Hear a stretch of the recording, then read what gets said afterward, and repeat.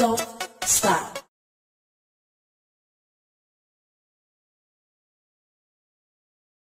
Ladies' man with frosted tips to capture the hearts of Australians. But Shane Warne is a bit of a bitch, let's be honest, and outside of this little island, in the real world where I live in America, nobody knows what cricket is. Now, some of you know I live in Miami, and the president is a feisty redhead.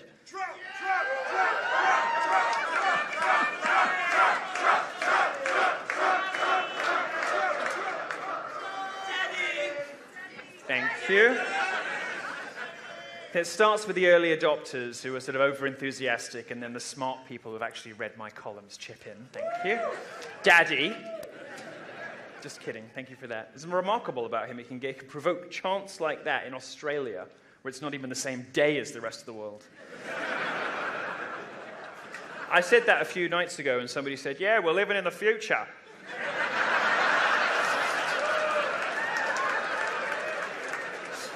I'm a nice person, so I let it go. I was going to say I've been to Perth.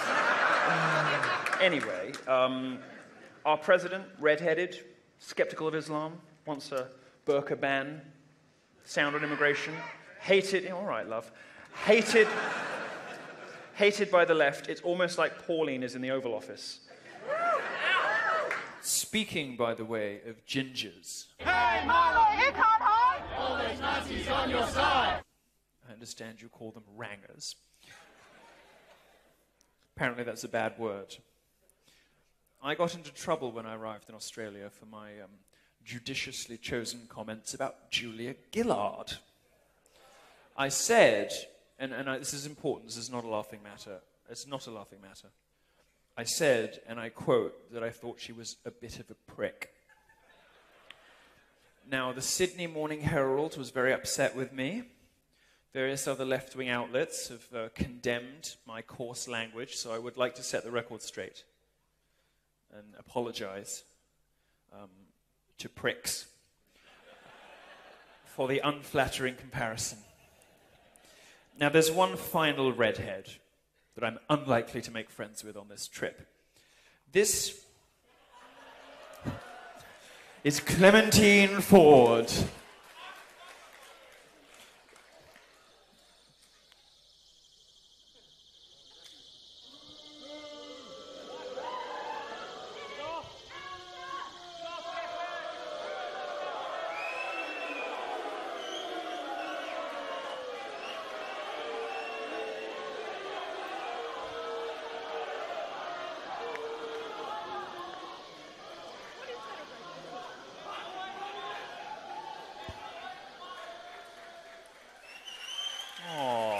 Give them a round of applause.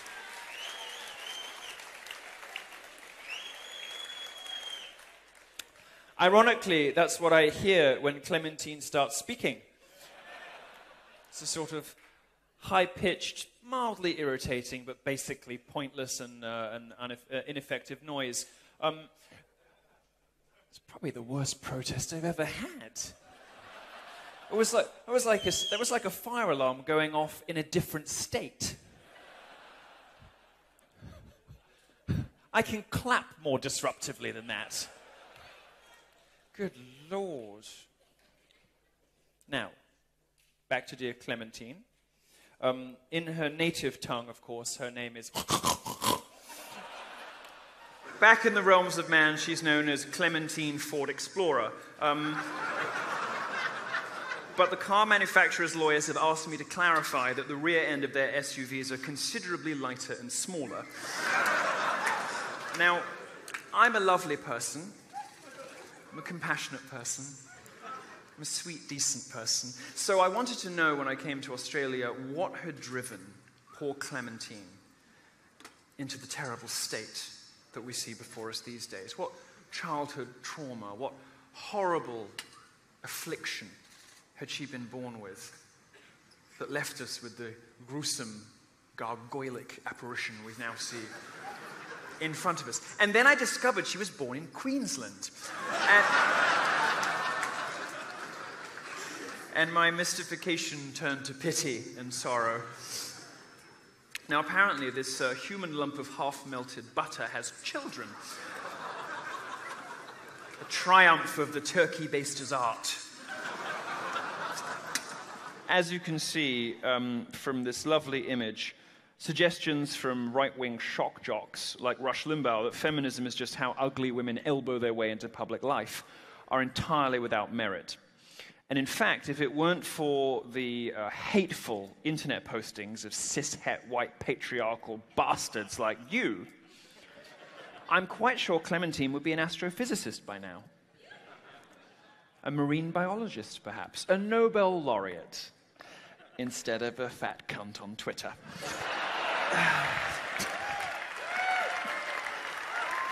Now, we should be nice. We should be nice. We should remember always to be compassionate, because we're nice people. Acknowledge that Clementine is a fighter. She's been fighting love handles her whole life. Now, sadly, the love handles are winning, but they do go well with her cloven hooves. We must move on. We must move. I don't like to dwell on the mean things, because I'm a nice person. I'm a sweet person. I'm a loving person. But I do it because for decades, the progressive left has hurled insults at you. They've called you racist. They've called you sexist.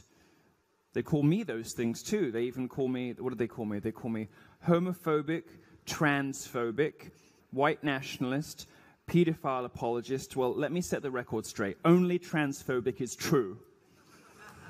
Because aren't we all, really?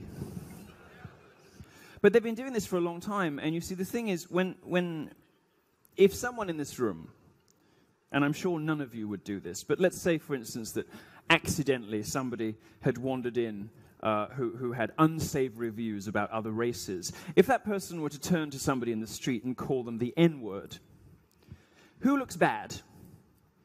It's not the black guy, is it? It's the person who used the name. When you use racial slurs or real, genuine examples of sexism, it's you that looks bad, not the object of your hatred. But racist is an allegation. It's not mere name-calling. You're inferring something about that person's moral character. You're accusing them of something. You're laying down a charge which must be answered. And in that way, at least, it's far worse. Especially when it's done entirely frivolously. Now, it seems to me that after years of tweeting things like masculinity so fragile, kill all white men, and I bathe in male tears, these bitter bitches can handle one solitary homosexual who calls them out on their bullshit, calls them out on their lies, calls them out on their conspiracy theories, their bullying, their bad breath, and their entirely unacceptable body mass indexes. Since 2015, I have been receiving DMs, letters, used underwear,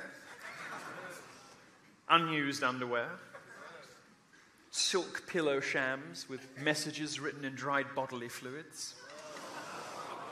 Really, it's not as hot as it sounds. And it doesn't sound hot. Dead woodland creatures, syringes, and they've all come with the same message: visit Australia.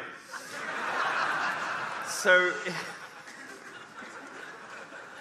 here I am. Australia's reputation for venomous creatures has not been exaggerated. I'm not speaking, of course, about spiders or snakes, which are beautiful examples, a crowning glory of evolution. No, you know what I'm talking about, don't you? Feminist!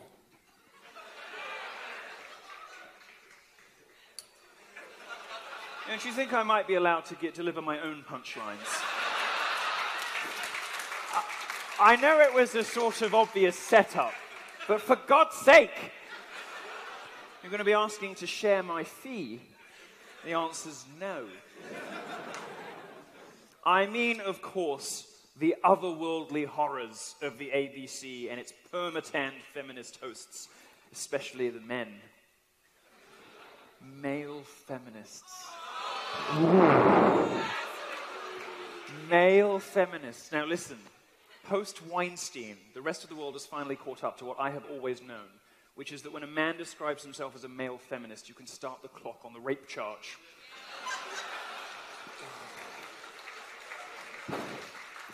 Now, the main two differences between venomous snakes and television feminists: one, snakes are beautiful, and two, they don't bother you unless you bother them.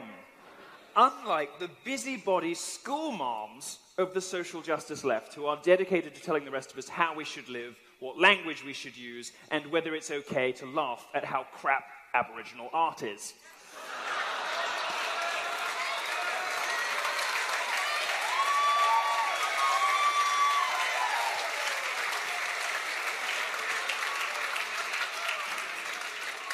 Now, I can say this because I don't live here, but it really is shit.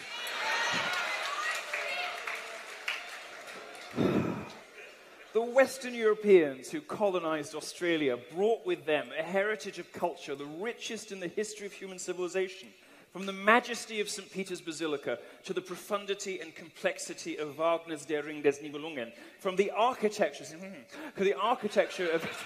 I've read a book or two. From